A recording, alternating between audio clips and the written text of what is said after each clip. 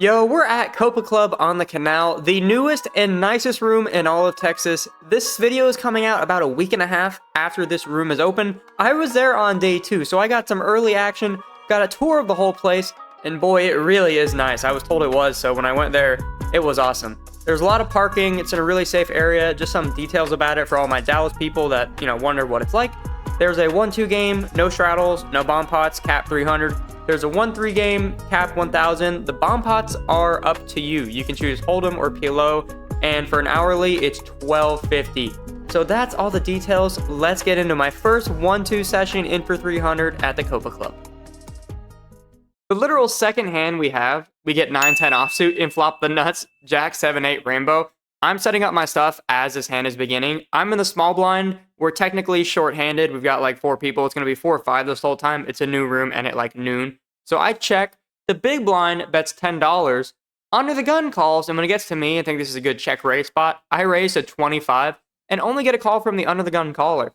The turn is a 3 of diamonds, an absolute brick. We still have the nuts. I continue for $40, and again, he calls. The river is the 4 of spades, another brick. We still have the nuts. He's got like 80-ish in a stack. I could go for all of it. I think it's totally fine. But I think different of it, I go for $60. And he calls, and we win a decent-sized pot, our second hand at the COPA Club. You'd love to see it. Next hand, we see pocket aces. Let's go. All right, fellas, I open up to 10. This is going one way or the other way. Either I'm going home or you're... Anyways, I look down at 6-8 of hearts and open up to 10. The small blind 3-bets me to 25. Him and the guy on my right have been very active 3-betting a lot of mediocre hands and showing it, so can't give him too much respect. It's not even that big of a 3-bet. Anyways, I call. The flop comes 9-4-10 with 1 heart. We have a gutter. That's about it. The flop goes check, check. The turn comes the 6 of spades. I think you could go back and forth between leading into him or not. It's heads up, so it's definitely very possible for him to have a 10, an overpair, and just check the flop, fearing I'll fold. But there are some draws, so less likely. I do end up checking, and now he bets $35. I don't think I can go folding after he checks the flop and I hit a pair on the turn, so I call. The river is a 9 of spades. I don't really know if there's a point to betting here. We're either way ahead or way behind. If I'm going to evaluate what he does if he bets, I check. He snap checks the back and shows 6-5 offsuit, so I end up chopping.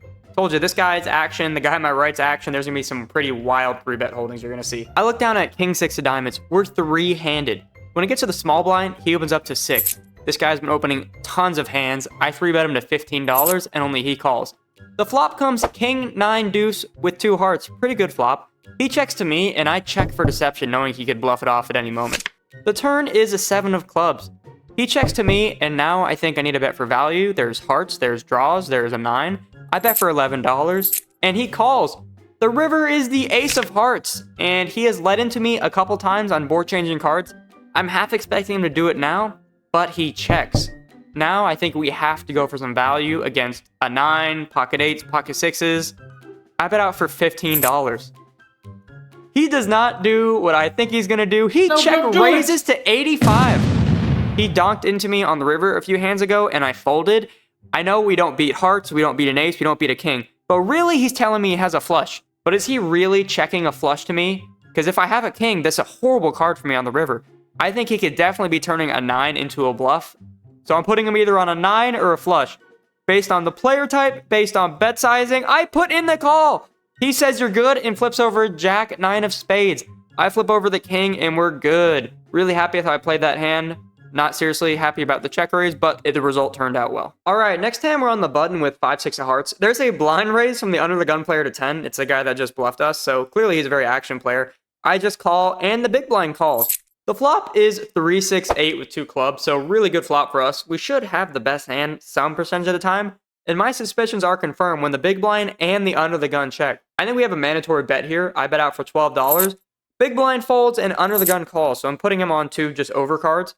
The turn is a deuce of diamonds, a really good card. Doesn't really change anything. He checks again, and I check it back for 2 reasons. 1, because I don't want to get check raised by a very capable player, and 2, it lets him bluff into us more on the river when we check the turn. The river is the 5 of diamonds. We make 2 pair. And he goes back to his old tricks and donks into me for 50. I basically snap called in real time. I'm not sure if there's any merit in a raising. I think we're way ahead almost all of the time here. And he immediately says you're good, so that suspicion was right. But I just don't know how often he's checking an 8 or an overpair on the flop there. I think he just had like queen, king, jack, ace high. So really happy with that hand. Boy, this session's going pretty well, huh? It's gonna take a turn for the worse. I know there's a couple of you out here that just hate watch the vlog and comment every couple vlogs. This is gonna be a great ending to the vlog for you because it's about to get bad. The next 3-4 hands here, I just want to get ahead of this. I'm not proud of it. It shouldn't have happened. I was kind of card dead for a while. It was a short-handed table that was super aggressive, so I tried to fight back. And sometimes you just pick the wrong spot in poker, and clearly I did this multiple times. There's an open to 10, I call, and then the small blind 3-bets to 35. Again, he's been 3-betting so light. Is 8 deuce of spades a candidate you want to be calling with, even against the bluff? Not really, but when under the gun puts in the call, so do I. The flop comes 2-5-7 with 2 hearts. Surely we have the best hand at some frequency here. The small blind continues for $25. Under the gun calls, and I feel like this is a decent spot to raise bluff, because likely I don't have the best hand, but sometimes I could, especially against these two guys. I raise to 70. The small blind, he takes for a second. He goes, you know, I don't know, maybe I should, maybe I shouldn't. Eventually he calls. I'm like, oh no. And then to get worse, under the gun calls as well. I am probably shutting down here already. I have to ship the turn and hope 2 people fold that are very aggressive. Don't love the idea of that. The turn is a 10 of clubs. It checks to me, and I just don't know, fellas. This could go either way. It's got to be jam or shut down completely. I choose the weenie route and shut down completely. The river's the king of clubs, and now the small blind says enough checking. He leads out for 100. Under the gun folds, and I'm just like, dude, what did you have? I mean, did he have hearts? Like, why did he have to call the flop as well? He folds, and I just put my tail between my legs, knowing I just punted like $100+ with 8 deuce suited. I get king 7 suited in the big blind. It limps around to a flop of 3 king 7 with 2 diamonds. Please, Mr. Small Blind, bluff into me. He checked. I check as well for deception. We're 3 ways, and the guy on my left checks as well. The turn is the 8 of hearts. Seems innocent enough. Sadly, the guy on my right checks again. Well, now I have to bet. I bet out for $10 and get a call from the guy on my left and the guy on my right. The river is the 8 of spades. Not my favorite card, because in theory now we're losing to a bigger king, which I don't think either of them have. I think they have a 7, a 3, sometimes maybe a draw. So when it checks to me, again, I think this is a mandatory bet, because I just don't think either of them are not raising better kings. I bet out for $20.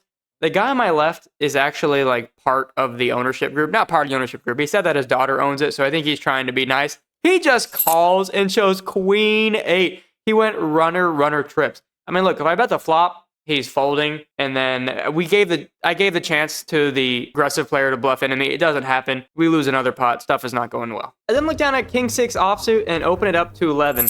Is that loose? Yes. Again, we're super short-handed, and king high can be decent enough sometimes. The guy on my right 3-bets me to 50. Now, this doesn't mean anything. He's 3-bet me every time I've opened, except when I had aces. The only time he didn't 3-bet.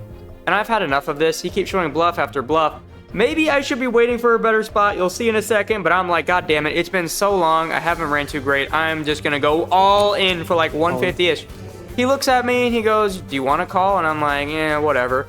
And he's like, well, I have an okay hand. It's not a great hand. And he calls. I'm like, oh, I ask him if he has ace high. He says king high, and I'm like, oh, that's even worse. The flop comes king, jack, ace.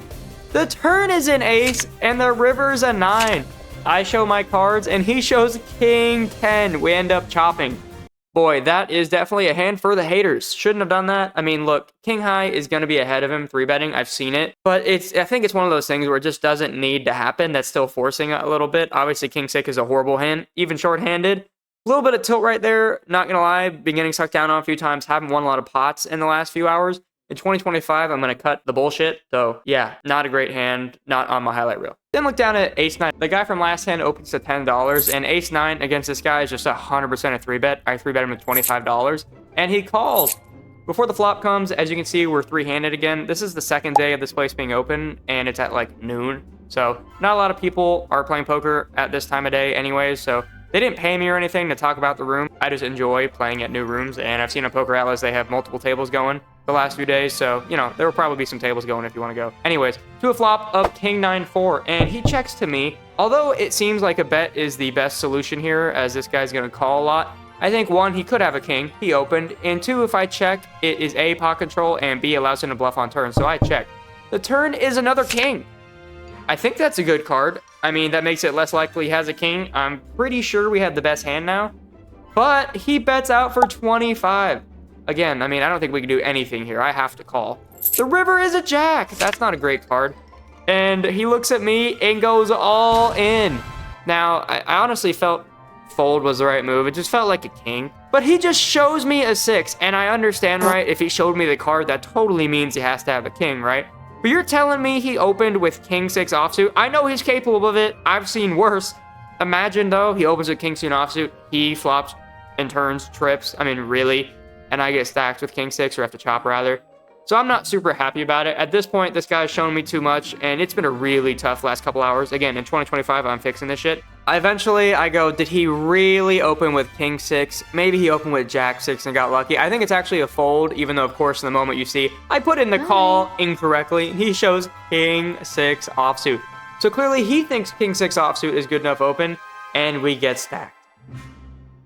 Not my best session for sure. We were in for 300, out for $0. Real shame after the great start. I just really didn't adjust well to playing shorthanded poker and then running not great for like 2 hours. That was a really poor adjustment by me. Should have been a lot better. Go ahead and criticize. It'll help stop stuff like this in the future. But anyways, that's the end of the vlog. At least the editing, I think, was a highlight, right? Hopefully that was better, an improvement. You guys enjoyed that somewhat. Let me know. That took a lot more effort than usual. The room also really nice. One I'll be returning to for sure. Really nice people. There's a bunch of nice area. So definitely a room I'll be back.